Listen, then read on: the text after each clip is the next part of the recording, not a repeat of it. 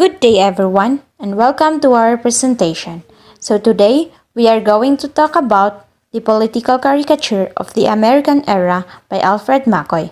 In this presentation, you will see some political cartoons which is graphic with caricatures of public figure trying to express the artist's opinion. For those who drew and published them, these cartoons were simultaneously a mirror of their society's colonial condition and act protest, a weapon in the struggle of social reform. Philippine political cartoons gained full expression during the American era. Filipino artists recorded national attitudes toward the coming of the Americans as well as the changing mores and times. While these cartoons compiled in this book speak for themselves, historian Alfred Mccoy's extensive research in Philippine and American archives provides a comprehensive background not only to the cartoons but to the turbulent period as well. The author's background, Alfred Mccoy. Alfred Mccoy is the author of Political Caricatures of the American Era, born on June 8, 1945 at Massachusetts, USA. Citizenship, United States of America. He is a professor of the Southeast Asian History at the University of Wisconsin at Madison, where he also serves as the director of the Center for SE Asian Studies. He spent the past quarter century writing about the politics and history of the opium trade. After earning PhD in Southeast Asian History at Yale University, the writings of Mccoy on this region has focused on two topics, which are Philippine political history and global opium trafficking. The Philippines remains the major topics of his research. His teaching interests include modern Philippine social and political history, U.S. foreign policy, colonial empires in Southeast Asia, global illicit drug trafficking, and last, CIA covert operations. And that's all for author's background. The cartoon makes the first of Manila regular police scandals in 1917. A mysterious informant named Pedro Chua wrote the Philippine Free Press alleging that the senior police are accepting bribe from Chinese gambling dens in the district of Quiapo and Binondo. The cartoonist Fernando Amorsolo gives the illustration his usual racist touch. While corrupt Filipino policemen are shown with normal facial features, the Chinese are caricatured as emaciated, with smiling faces that are more rodents than humans. Although Amorsolo was more extreme than most others, the cartoonist depict traffickers, corrupt, or opium Chinese in an equally racist way. For the present time, there is still senior police who still accepting bribe, not only from the Chinese people, but our local government itself. There are government officials who pay police to cover up the wrongdoings of corrupt government officials, which is very similar for the American caricature, where the Chinese people pay the police to hide their evil deeds. For this economic state right under the rule of majority of corrupt officials in the country, it will not really disappear and the issue will be rejected. The caricatures depicts the injustice and unfair treatments experienced by the tenant farmers. This political caricature clearly illustrates how landowners easily the tenant farmers from their rightful. The overall explanation of 23 feature caricature in my assigned document is that in the Philippines, the presence of political cartoons has been seen as early as the publication of Kalayaan and La Solidaridad.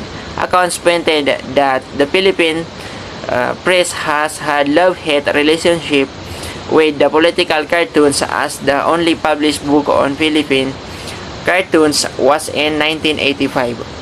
Political cartoons serve as the triggers for engaging in prevailing opinions during that time. It also became a current representation of the current condition of our country, as it let us see the problem. Furthermore, the current generation could have vivid glimpse of the past Philippine society through the cartoons, as the issues that arose during that time is clearly presented in its illustration. Finally, through the use of political cartoons, people get a visualize politics and appreciate the representation which are there worldwide.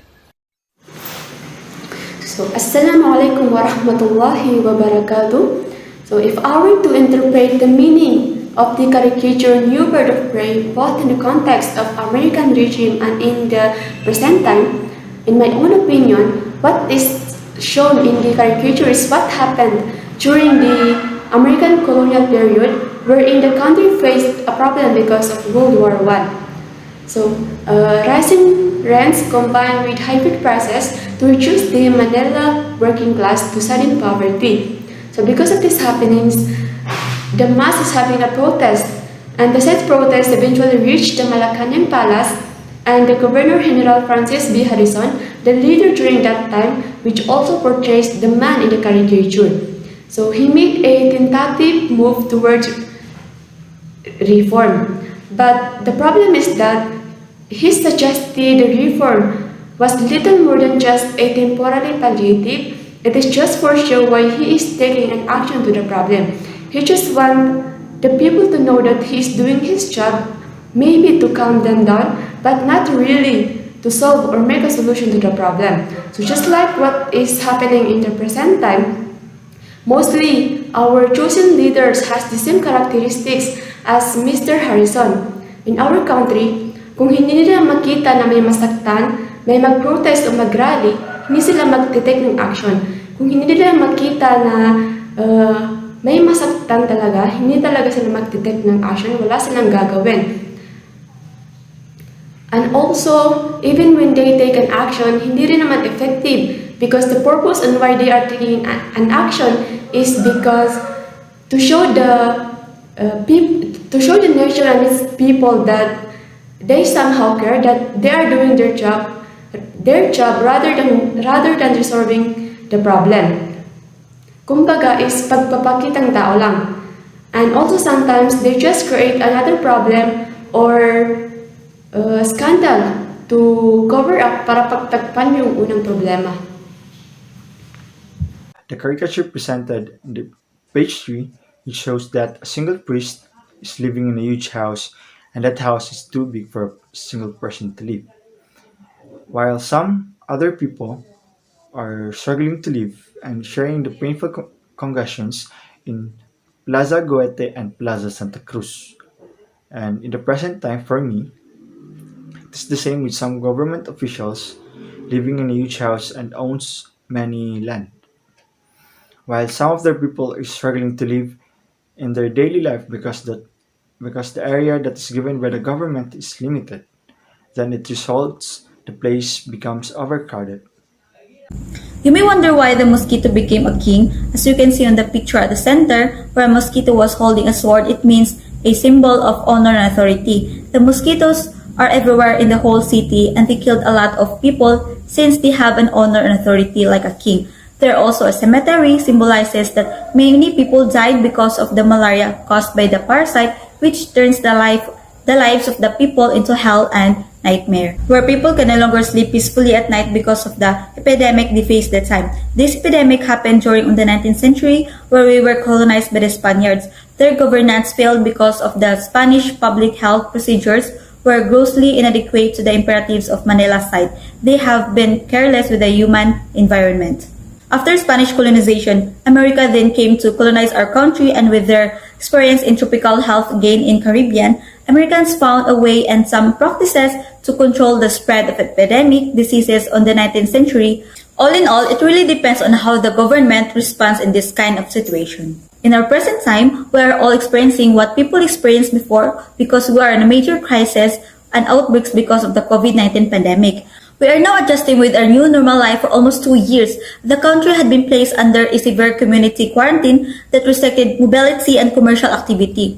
While these actions reduced the development of COVID-19 in the community, they had a major negative impact on family incomes, jobs, children's education, food security, and enterprises. Most of all, a lot of people got infected on this virus and lost their loved ones and couldn't be with them before their last breath. The Department of Health advises the public to practice protective measures.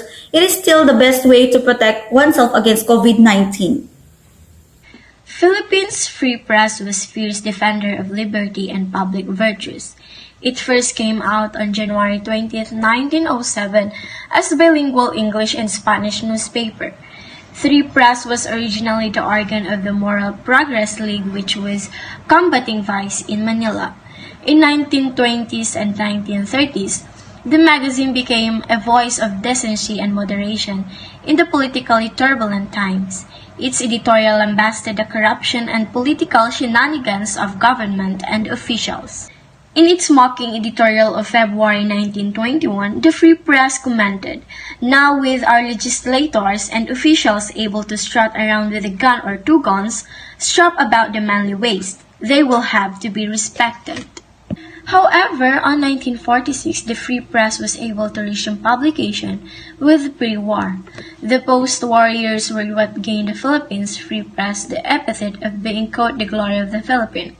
Journalism in code, as one foreign authority noted in the New York Times, editorialized fearless, relentless, and uncompromising. The magazine exposed graft, corruption, and other myriad forms and abuse of the public office. In 1960, Mr. Dick died, leaving the magazine to Rogers and the staff. The staff promptly bought the company's shares from Rogers, who had returned to the United States, where he would die in late 1963, making the Philippines Free Press finally Filipino and employee-owned. Hi guys, I will explain to you what you can see in the caricature. So this caricature illustrates why the term colorum was created. As you can see, there is a car at the center, and that car is an illegal taxicab with two passengers that is driven by an irresponsible driver who hit and killed the policeman while guided by a Grim Reaper, or also called Kamatayan. And if you look closely at the taxicab, there is a colorum sign. During the American regime period, fatal road accident rose, especially in Manila, mostly caused by illegal taxi operation killing innocent people. At the top right corner, the owner of the car is holding his money while profiting, even performing an illegal operation. It's illegal because the owner pretends that his or her car is private, but unfortunately, he makes it an illegal taxicab. That is why it's called colorum. When the irresponsible driver makes a road accident, only the driver will face the criminal conviction, while the owner of the car is not included of the consequences of the accident. The main reason for that event is that the owner can make a bigger profit because he or she can avoid paying taxes, and his or her obligation of the car is unrestricted, which makes him an innocent if the driver has a criminal conviction. At the top right corner, that auto license are still granting reckless and criminal driver to drive or operate even they have criminal records. In the present time, colorum taxicab is still existing, because I know a taxi driver who is a friend of mine, and he and the owner of this car are operating illegal taxicab. He said that they can earn more from the owner of the car, and they don't pay public utility fee and legal taxicab obligation. But nowadays, LTFRB are so strict while making process to stop illegal transportation or colorum, not only to taxicab but all vehicles. During the time of American era, Manila sank into a miasma of corruption, vice in management, political thuggery escalate members of the council wanting for re-election mobilize the cities. Dumpster, whoever's vote the editorial pointed out that the gangster or terrorist carries more political influence than on honest mind. Alfred Mccoy drew the caricature in the year 1918 that was entitled Why the Aparcero Rebels. It clearly illustrates how the tenant farmers being usually stripped by their landowners of their rightful share to the harvest of the land they plowed. Mccoy depicts the injustices and unfair treatments experienced the tenant farmers. During the Spanish conquest, the encomienda became the cause of the enslavement of the Filipinos. The American government gave more grace and security to the Philippines, but it didn't bring about the change in the condition of the farmers. It only represented their own welfare and a slight improvement in their social order of the Filipinos. Under Republic, farmers continued to be exploited and slavery. As you can see on this political caricature, the Carabao is a thin and skinny with a worried facial expression, pulling a very exhausted and worn out farmer soaked with sweat and carrying a plenty of crops at his back and plowing the field at the same time. The sack had the words Talindua, Takipan, and Pasundo, which are all misguided names for the Paparcero's oppression and malpractices. In general, this illustration makes you feel the burden it highlights because you can see the man's physical misery with his face, tongue dangling, sweating, and a completely bent posture that might cause him to fall. Our country has seen many crises in the past. The Philippines consistently ranks among the world's most dangerous countries, from natural disasters to social and political upheaval. Last year, we were subjected to a major crisis with the spread of COVID-19, and our agriculture, which is the backbone of the Philippine economy, suffered the most of this crisis. Unfortunately, the income from their crops is low that is not enough to sustain the needs of their family and their personal needs. Despite their critical function, Filipino farm laborers remain one of our society's lowest and disadvantaged groups. The high level of poverty among our farmers also makes them highly at risk for the effects to this crisis. A new wrinkle in the art of thieving. The cartoon depicts on how city capitalists takes advantage of the poor Filipino farmers with their torrents title, which require the relinquishment of customary claims to issue titles and to grab lands in Nueva Ecija and other central Luzon provinces. During the American era, Filipinos became a follower of the Americans, wherein Americans can do like almost everything to our Filipino farmers. The cartoon also shows how Filipino farmers struggle for their lives, striving really hard for work, and serve the usurper. Usurper is a person who takes in a position of power by force. In this case, the Americans are the usurper, which means they don't really own the land because they are just claiming it without the legal right to claim the land. But in the case that they have the power and authority during the American era, the Americans are just taking advantage of their power, letting the Filipino farmers do all the hard work. Crisis. Credit crisis is a breakdown of financial system. Now, the sugar crop production of the farmers was being threatened by this crisis. As the credit began to dry up, the farmers are badly affected where they can no longer support in financing their production. In the present time, the situation of the farmers are much more serious or even critical because it's not only the sugar crop production is suffering from the crisis. For instance, in rice production, which is very in demand in our country. From the crisis. For instance, in rice production, which is very in demand in our country. But the problem here is, where do farmers can get financial support where they cannot avail loans for their production? Now, the shortage arises. That's why we are likely to import rice from other country to sustain the flow of rice here in our country. We are tend to imports rice from other countries in which we are much more greater of land to cultivate. That's why it is very serious and critical to the present time. 1920s, Manila became the national center of university education. He could now return home, urbane and beautifully dressed to get the benefit of adoration and jealousy, having withstood the shock of transition from country to city. In 1929 captures the annual ceremony in the Free Press. These are the days of the returning student when he comes into his own.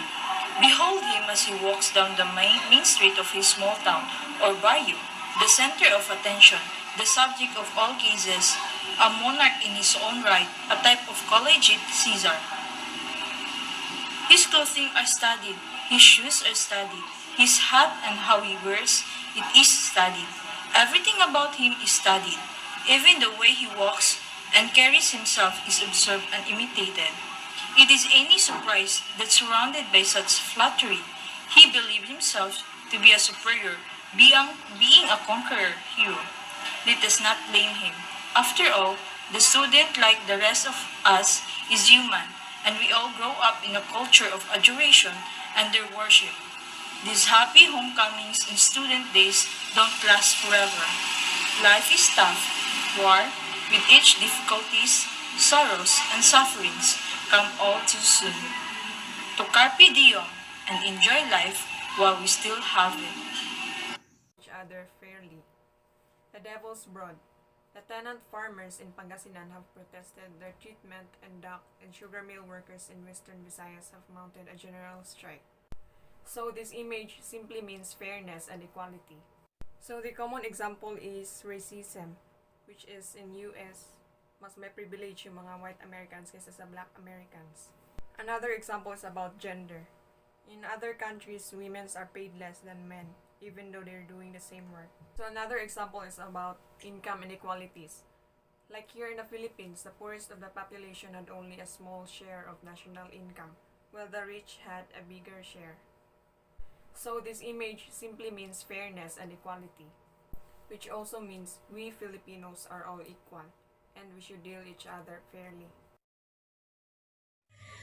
Filipino nationalists regarded themselves as economic outsiders in their land when demobilized American troops staffed the Insular Civil Service. American corporations won key development contracts. Filipino nationalists grew more concerned with economic concerns with the inauguration of the Philippine Parliament in 1907. It gave them a political voice. Atlantic Gulf and Pacific Company were two of the most conspicuous American companies during the first decade of American administration. AG&P, a prominent American civil engineering firm founded in the 1880s, had secured substantial contracts from the Philippine Coast Guard. The Manila Port contract, which had already been finished by the 1908, was a massive undertaking. Meralco, also known as ERR&L Corporation, was a significant public utility in Manila. It won a contract in 1908 for the construction of the Manila Electrical Street Tramway. Nationalists were anxious about keeping such a vital government service in American hands. The company charged the highest rail fares in Asia and forced most of the city's working class to walk to work. Under the circumstances, the cartoon's image of Meralco dragging Juan de la Cruz along the neck as he vomits passes from his emaciated frame is no overstatement. Good morning, guys. I am Nilawang Jamaluddin from JEC 105 DD4. I choose this image because this image speaks for itself. And many Filipino tend to go abroad because of the bigger salary that they can get from the other country. This is because our government employees' salary is not enough for them. They have families that have needs. Here in the Philippines, you work hard for what you do, but the salary that you might get is not even close to the people who work abroad that has the same work as you do. This is also the reason why Filipino workers in the Philippines are getting smaller and smaller. Some people also go abroad because they have the skills that is the same that the employee abroad has. But the only difference is the salary that they get. For example, in America, as a fast food staff, you might get $9.13 per hour for 8 hours shift, and if it converted to peso is 469.96 per hour. Unlike here in the Philippines, the fast food staff has only an average salary of 60 pesos per hour for 8 hour shift. They have the same work and duty, but they have different rewards or salary. That's why Filipino people struggle and suffer because of this difference that is still now unresolved. And thank you. Mamumuong Amerikanhon, mamumuong Pilipinhon caricature. Let's first interpret the caricature. An American worker can be seen on the left side effortlessly carrying a load of product while using equipment and still earning $5 per day, while the Filipino worker can be seen on the right side carrying a load of sack on his back under the tropical sun of Manila and earning 1 peso per day. During this time, $5 equaled 10 pesos. The caricature during the American regime and now. The American worker, Filipino worker, refers to a more fundamental inequality, the difference in wages and working conditions between the two countries, rather than a tenfold difference in Filipino and American manual wages within the colony. Today's regime bears little resemblance to the American one. Even after working 2 or more jobs per day, Filipino workers still earn small amount of money. However, there are still some process changes, such as some higher level positions now paying Filipino workers the salary they deserve. Because of their advanced technology and equipment, American workers continue to earn large sums of money. And that's Mamumuong American Hon, Mamumuong Philippine Hon caricature. And I am Zainul Rival Sadiq Ersan. And the next cartoon was published on November 27, 1915. Uncle Sam was riding a chariot, and the Filipino boys was pulling the chariot. They were wearing a school uniform, and some of them holds a American object like a baseball, whiskey, and boxing gloves. Mccoy, into said cartoon, says that this cartoon was based on an event in 1907 when William was brought to some part of Manila riding a chariot pulled by students of Lyceum de Manila. And the next cartoon is Bagong Pusob on October 29, 1926. This cartoon shows a parade of the death of a person, which carries by 4 people. Along with them, there's a fat man, a kid holds book and something, a old man that looks tired and carry also something, and a musician. I've done some research about this cartoon but nothing shown. So I think this connects to the previous cartoon, that a foreman is a Filipino that carries a Spanish dead person. The elections before and after. After only 15 years of party politics, the corruption of the political process had become apparent by the early 1920s. Candidates were buying votes with gifts and favors. Once in office, these cornered the voters they had once bought. As shown in the cartoon, Juan represents as the situation of the voters before the election, holding a ballot which is where they depends on who they will vote for. Candidates were treating him like a higher being, giving him gifts and promises where the only intention is to get his vote. But after the election, everything became the opposite. Juan is now the one begging for the support as the elected candidate forgets everything that they have promised. This happened not only during the American era, but also at the present time. Corruption still exists, and candidates bribing voters for their votes. In this picture, it summarizes the national views, how imperialists provoking us and pitting us against each other. It is all about Christian and the Muslim Filipino citizen. In my own perspective, the man represents the American regime or the imperialist, while the 2 roosters that he's holding represents the Moros and the Christian Filipino.